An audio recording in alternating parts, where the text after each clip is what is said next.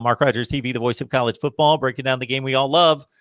Best discussion, debate, and analysis. That's at least our aim, our goal, our mission every day. Please hit the like button to know, to support the channel, and the subscription, of course, to know when we go live and post various videos. Got Greg Peterson on the line to talk Nebraska football. You can catch him on Husker Online on Rivals. So we've broken down these different personnel groupings. Now let's get to the more traditional way you build a college football team, recruiting. Very solid class brought in during the early signing period. Where do we stand with various targets for February? Yeah, Nebraska got another shot in the arm here just Saturday when the All-American Bowl special was on Saturday afternoon on NBC, when four-star outside linebacker Wendell Ho'ohuli from Hawaii committed to Nebraska.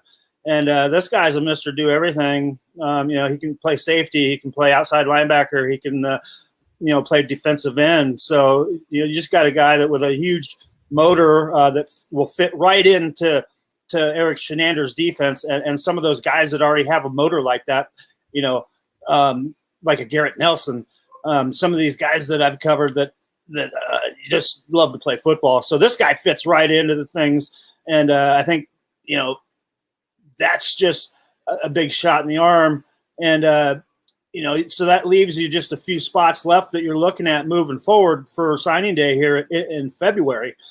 Because most of those the open spots are going to go to transfer portal guys that we had just kind of talked about.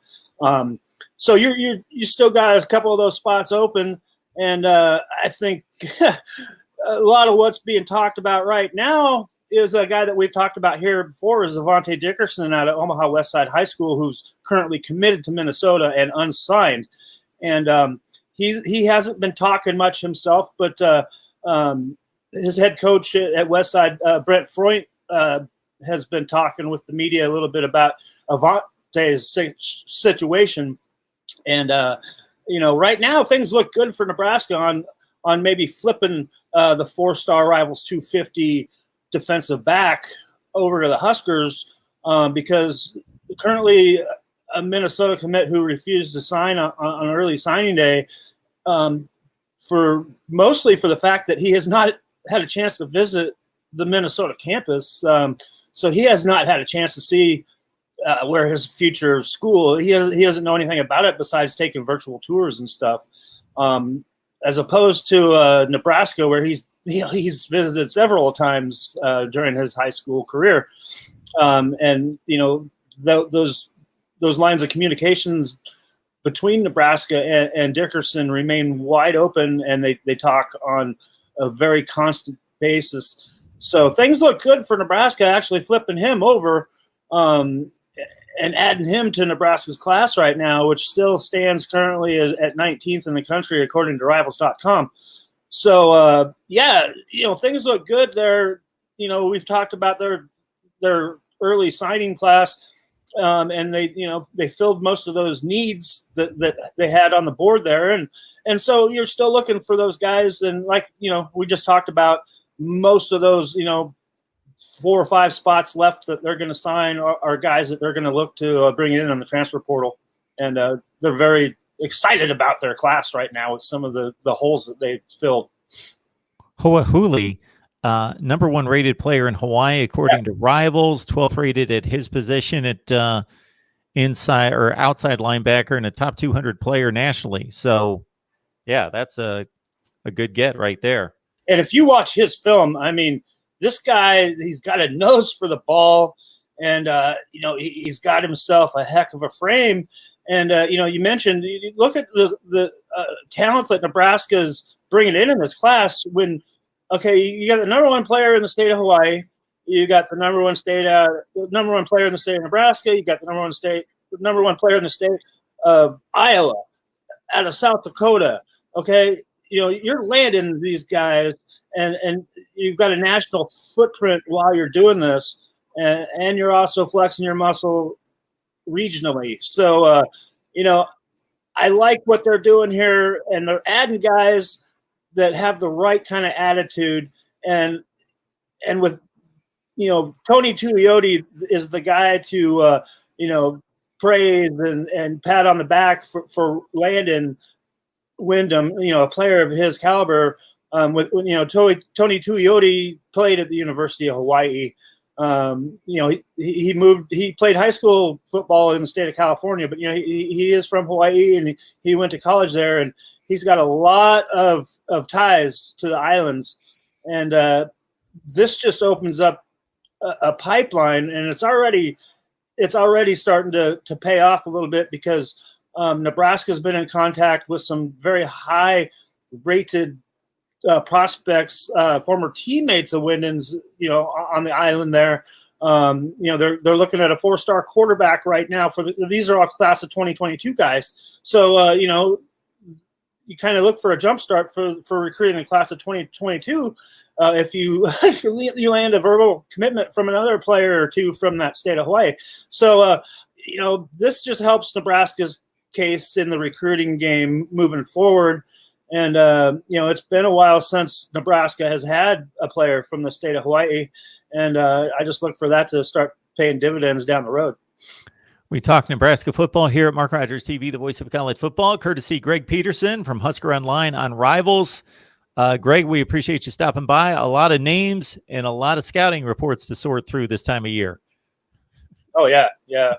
And, I think right now what you got around here is you've got, Coach Frost having to evaluate, kind of the way things that they've been doing around here lately, and to address those concerns moving forward.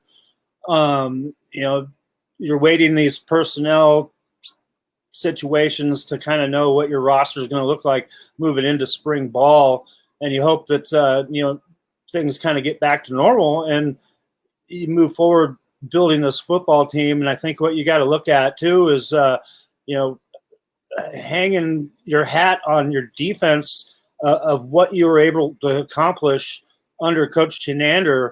And if you look at, if like a guy like a Ben Stilley comes back too, you're looking at probably returning 10 starters on that defensive side of the ball, which, I think that if you can rely on your defense and you can stop turning the ball over on offense, I think you can win some games in the Big Ten and start turning this thing around, and maybe going like a 7-5 or an 8-4, and against an extremely tough schedule coming up next year too. But if you can show some signs of improvement, and if you look back since Nebraska's joined the Big Ten, the last 10 years or so, turnovers have just killed Nebraska.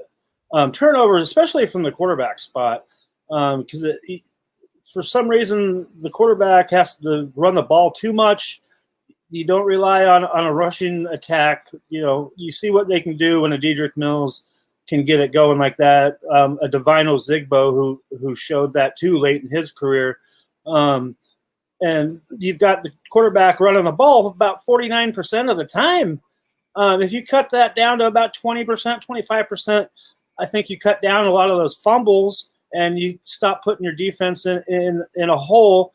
And, you've got a defense right now that can just limit teams to 20 points a game, and you don't have to rely on your offense having to score 40 to 45 points to win a ball game anymore. So I think that's what Coach Frost has to concentrate on moving forward around here, besides personnel moves right now.